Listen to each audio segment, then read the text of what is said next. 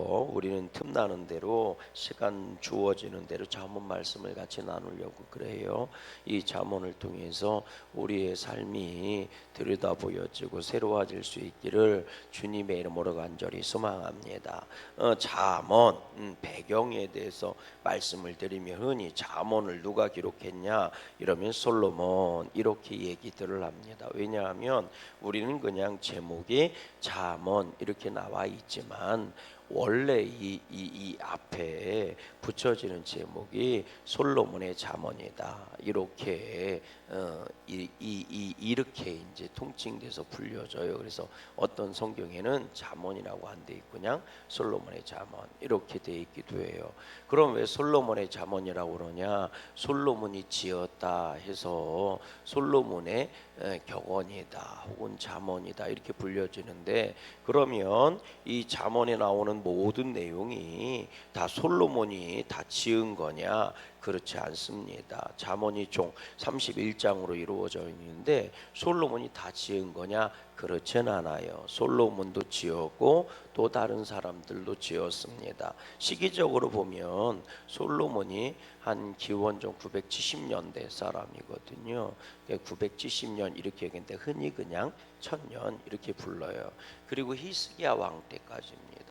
히스기야 왕이 솔로몬의 잠언이라고 하는 제목으로 많은 글들을 수집했다는 기록들이 있습니다. 그래서 이 히스기야 왕 아시죠? 히스기야 왕? 왜 죽을 뻔하다가 살아나는 왕이 있잖아요. 그 히스기야 왕이 그런 일을 했다고 그래요. 그래서 히스기야 왕 때 그게 한 670년 정도 됩니다. 기원전이니까 한 300년 정도 이스라엘에 있었던 격언 혹은 우리식으로 표현하면 속담도 여기에 들어가요. 속담. 왜 속담들 있잖아요. 뭐 소 잃고 외양간 고쳤다. 뭐 이런 것도 지혜잖아요. 그렇죠? 여기 잠언에는 안 나와. 비슷한 얘기들은 나오는데 비슷한 얘기들은 나와. 그런데요, 우리식으로 표현하면 그런 거라고요. 소 잃고 외양간 고쳤다. 이게 속담이잖아요. 그리고 뭐 일찍 일어난 새가 많은 것을 먹는다. 뭐 이런 것도 속담이잖아요. 이 부지런한 거에 대한 거잖아요. 그러니까 그렇다고 그 얘기가 나오는 건 아니에요. 이런 비슷한 얘기들이 나온다는 거지. 혹은 격언이라는 거 있잖아요. 겸손해야지 안 그럼 망한다. 뭐 이런 우리들도 있잖아요. 그러니까 이거는 격언이라고 그러거든요. 이런 모든 것들을 잠언이라고 얘기합니다. 이 언자는 말씀 언자고요. 잠자는 경계장자거든요. 한문으로 얘기하면 그래서 경계심을 경계해주는 인생을 제대로 살게 해주는 말씀이다, 말이다. 이게 잠언이란 뜻이에요. 그럼 왜 솔로몬의 잠언이라고 부르냐? 솔로몬이 가장 많은 분량에 대해서 썼습니다. 이 열왕기상 말씀에 보면 하나님이 솔로몬에게 지혜를 주신 줄로 믿어요. 우리가 아는 것처럼 1000번째로 하나님께 나아갔을 때 하나님 네 소원이 뭐냐 그랬을 때 지혜를 달라고 구하잖아요. 하나님의 백성들, 우리 아버지는 제 아버지는 하나님의 지혜를 가지고 잘 이 백성을 가르치고 다스렸는데 나에게도 이 백성을 잘 다스릴 수 있을 만한 지혜를 달라고 구하잖아요. 그래서 하나님이 지혜도 주시고 부도 주시고 모든 것을 허락해 주시는 장면 우리가 기억하시지요? 그때 그 지혜, 하나님이 주시는 지혜를 가지고 솔로몬이 3000편의 잠언을 썼다고 그래요. 그러니까 말 그대로 이 이스라엘 백성들의 이 지금도 가르치는 지혜의 모든 대부분들을 솔로몬을 통해서 나왔다 해도 과언이 아닐 정도로 모태가 된 거죠. 그래서 열왕기상 말씀이에요. 솔로몬이 하나님이 지혜를 주셔서 이 세상에 모르는 식물이었고 모르는 이 짐승이었고 이 돌아가는 이치를 모르는 게 하나도 없었대요. 그러니까 통찰력이 대단했던 거죠. 근데 그런 통찰력과 지혜를 가지고 한 일이 있는데 3000편의 잠언을 썼다. 3000개의 잠언 격언을 만들었다는 거고요. 105편의 시를 썼다. 찬송을 노래를 만들었다고요. 작곡했다는 거거든요. 그러니까 시편 105편을 1005편을 만들었다 이렇게 얘기하니까 엄청난 지혜를 가지고 있었다는 거죠. 그것이 잠언에 모아져 있는 겁니다. 그래서 이 잠언 우리가 읽으실 때 한 300여 년 정도 엑기스들이 골라진 것이 결국 잠언이 된 거고, 이런 잠언이 토대가 됐던 게 이런 걸 토대로 나온 게 우리들이 얘기하는 탈무드라든지 이런 것들이 있잖아요. 이런 것들이 다 이런 걸 토대로 해서 만들어진 거거든요. 그러니까 우리가 이걸 읽어가면서 깨달을 때 우리의 삶의 지혜도 풍성해질 줄로 믿어요. 그러니까 이걸 보실 때 말 그대로 두 가지를 봐야 하는 거예요. 첫 번째는 뭐냐면 내가 해야 할 것, 두 번째는 하지 말아야 할 것. 인생은 여러분 세우는 데 도움이 되는 게 있고 무너뜨리는 데 영향을 끼치는 게 있습니다. 잘 살고 행복하게 하는데 도움을 주는 것들이 있고 불행하게 하는데 영향을 끼치는 것들이 있어요. 우리 인생은 수도 없이 그 선택의 갈림길에서 우리의 삶의 방향을 정하면서 나아가는 거거든요. 그랬을 때 그거를 들여다보고 알아볼 수 있게 알 수 있게 해주는 게 잠언이라는 거예요. 우리가 하나님을 믿는 줄로 믿어요. 그러면 그 믿음이 뭐가 돼야 돼요? 나한테 복이 돼야지. 아멘이십니까? 나한테 그것이 저주가 돼서는 안 되잖아요. 우리가 구원의 말씀 앞에 아멘으로 나아가야지 말 그대로 지옥 가게 하는 말씀을 순종해서 걸어갈 수는 없는 거잖아요. 깨달아지십니까? 그래서 그런 통찰력을 주는 게 이 안에 있거든요. 그러니까 우리가 잠언 말씀을 묵상하면서 어떤 자세로 봐야 되느냐? 지금 나는 지혜롭게 살아가고 있을까? 미련하게 살아가고 있을까? 내 인생은 하나님 앞에 복되게 살아가고 있는 것일까? 그렇지 않고 오히려 혼날질만 하고 있는 것일까? 요거를 들여다볼 수 있는 게 지혜예요. 이런 시각으로 잠언 말씀을 들여다보면 잠언 말씀이 우리 삶에 교훈이 되고 믿음의 유익이 될 줄로 믿어요. 우리 1절 말씀 읽어봐요. 1절 말씀 다 같이 시작.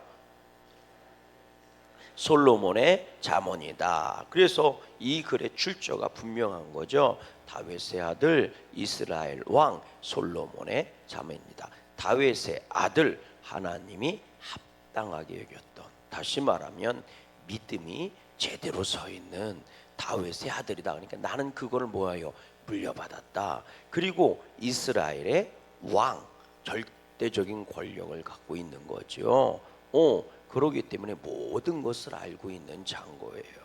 이 사람인 솔로몬, 내 지혜로운 내가 얘기해 주는 거다. 그러니까 잘 들어라, 경청해라, 이런 거거든요. 2절 말씀 읽어봐요. 시작. 이는 지혜와 훈계를 알게 하며 명철의 말씀을 깨닫게 한다. 내가 지금부터 하는 말은 너에게 지혜를 주고 훈계를 알게 하고 명철의 말씀을 깨닫게 해주는 거다. 지혜라는 것은 방향을 말해, 깨달음이거든요.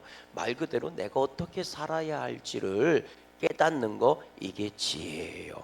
그리고 훈계라고 하는 건 가르치는 건데 뭐를 가르치는 거냐? 주 내용은 멈춰야 할 때 멈출 수 있는 거, 그리고 걸어가지 말아야 될 길을 걸어가지 않게 해주는 거, 즉 경계를 지어주는 거예요.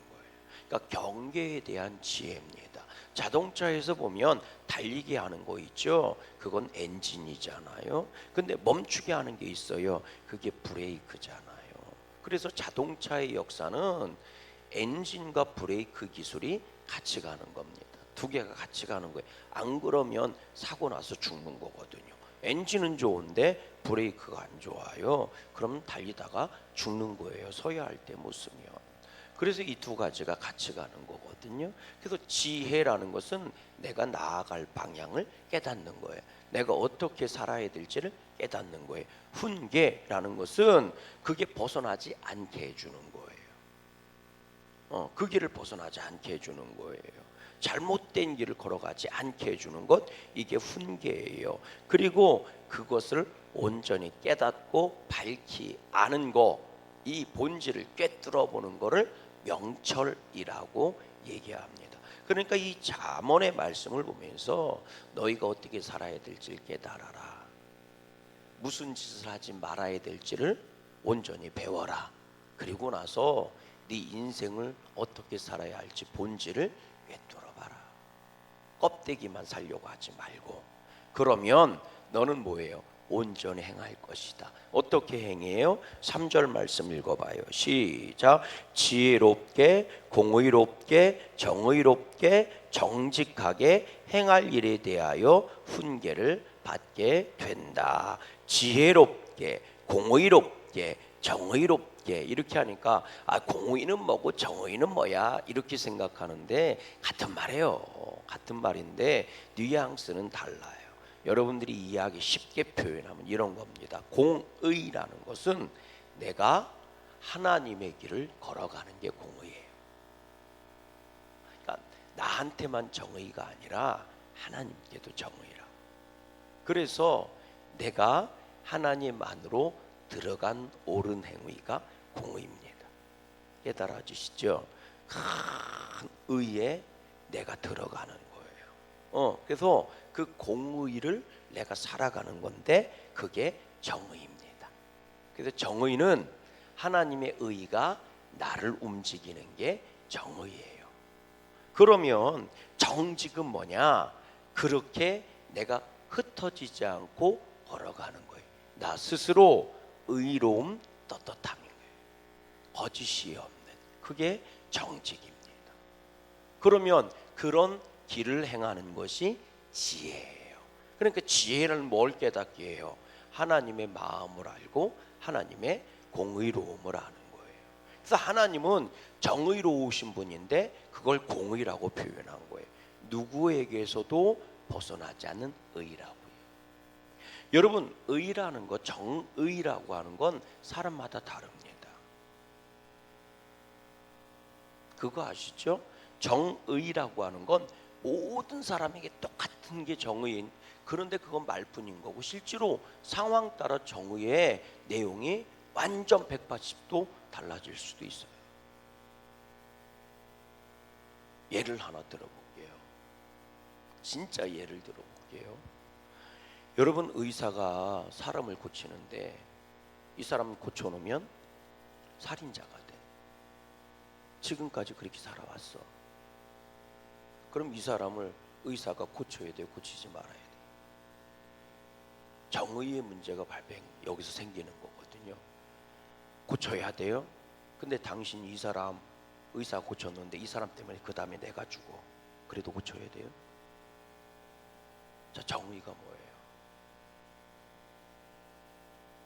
자, 어떤 놈이 못된 짓 하는 놈 많잖아요. 어린아이를 성폭행했어요. 못된 놈, 가끔 언론에 나오는 놈 있죠. 자, 재판에서 때렸어요. 너는 15년 하고 10년 만에 풀려났어요. 풀어줘야 돼, 말아야 돼요? 정의의 문제는 정말 복잡합니다. 간단한 것 같아요. 사람마다 내용이 달라요. 근데 하나님은 공의로우신 분이세요. 깨달아지십니까? 그건 변치 않은 의예요. 그래서 우리는 내 상황과 형편에 따른 의를 따라가는 게 아니고 하나님의 뜻을 믿고 하나님의 계획하심을 믿고 결국은 그것이 의로운 것이라는 것을 믿고 하나님은 공의로우신 분입니다. 고백하는 거예요. 그래서 제가 그랬잖아요. 공의는 내가 하나님의 의로 들어가는 것이고 정의는 하나님의 의를 내 것으로 만든 거예요. 그 공의가 나의 정의가 된다고요. 내 사정과 형편이 정의가 되는 게 아니고 상황 따라 변하는 게 정의가 되는 게 아니고 하나님의 공의를 나의 정의로 삼는 거라. 성경에서 얘기한 정의는 그런 걸 말하는 거예요. 그리고 그것을 내가 어떤 일이 있어도 부끄럽지 않도록 그것을 성실하게 행하는 것이 정직입니다. 그리고 그걸 지혜라고 얘기하는 거예요. 계속해서 읽어볼래요? 자, 6절 읽어봐요. 시작. 잠언과 비유와 지혜 있는 자의 말과 그 오묘한 말을 깨달으라 그랬어요. 오늘 우리가 하나님의 이 말씀이 우리에게 지혜가 되고 복이 되길 바랍니다. 그래서 잠언의 핵심 구절이요, 그냥 요약한 핵심 구절이 7절이에요. 7절 읽어봐요. 시작. 여호와를 경외하는 것이 지식의 근본이거늘 미련한 자는 지혜와 훈계를 뭐하느니라 멸시하느니라. 아멘. 요게 요 7절 말씀이 잠언 31장의 모든 말씀의 주제 구절입니다. 그래서 이 말씀이 계속 되풀이 돼요. 결국 잠언의 내용이 뭐예요? 잠언의 내용도 창세기나 요한복음이나 요한계시록이나 똑같아요. 하나님 잘 믿으라예요. 하나님을 너의 지혜로 삼고 하나님의 말씀에 순종해서 살아라. 그러면 이제 구체적으로 어떤 것이 지혜입니까? 우리의 삶의 걸음걸음 거리에서 우리는 수도 없는 갈래길에서, 수도 없는 선택의 길에서, 혹은 수도 없는 이것이 옳은지 저것이 옳은지 헷갈리고 잘 모를 때 우리의 삶의 지표로 삼아야 되는 것, 그것을 가르쳐 준 게 잠언입니다. 오늘부터 우리가 시간 나는 대로, 허락하시는 대로 잠언 말씀을 봐나갈 거예요. 정말 우리에게 명철과 지혜가 있어 하나님의 말씀에 복 있는 자로 살아가는 저와 여러분 될 수 있기를 주님의 이름으로 소망합니다. 우리는 그 무슨 일이 있어도 가야 할 길을 가야 하는 거고, 그 어떤 상황 속에서도 가지 말아야 될 것을 가지 말아야 하는 겁니다. 그 은혜가 저와 여러분들에게 지혜가 될 수 있기를 주님의 이름으로 소망합니다. 하늘에 계신 우리 아버지,